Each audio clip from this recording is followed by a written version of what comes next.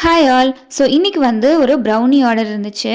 ஈரோட்லேருந்து assorted brownies வந்து order பண்ணியிருந்தாங்க. So அதெல்லாமே கம்ப்ளீட் பண்ணிவிட்டு நீட்டாக பேக் பண்ணி கொரியர் போட்டாச்சு. கொரியர் போட்டுட்டு அப்படியே சந்தைக்கு வந்து போயிட்டோம்.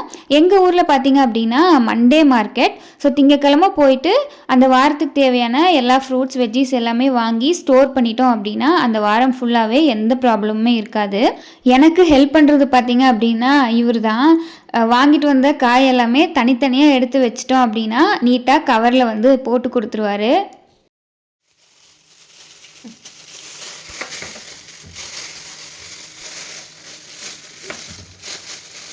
எல்லாமே எடுத்து வச்சுட்டு டின்னர் ஒர்க் வந்து ஸ்டார்ட் பண்ணியாச்சு.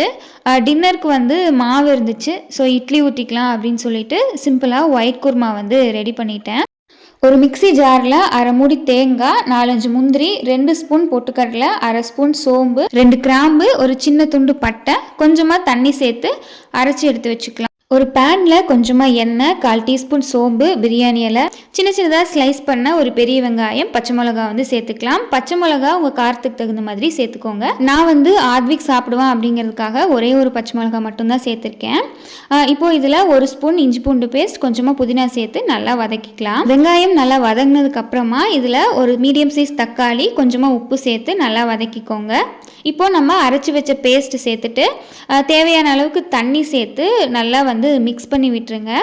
இது வந்து ஒரு 2-3 நிமிஷம் நல்லா வந்து கொதிக்கணும். ஸோ ஒயிட் குருமா சூப்பராக ரெடி ஆயிடுச்சு. கடைசியாக கொஞ்சமாக மல்லித்தலை தூவிக்கலாம். இட்லியுமே வந்து ரெடி ஆயிடுச்சு. நீங்கள் இட்லிக்கு வேறு எந்த மாதிரி டிஃப்ரெண்ட்டாக சைடிஷ் பண்ணுவீங்க அப்படிங்கிறத கமெண்ட்டில் சொல்லுங்கள்.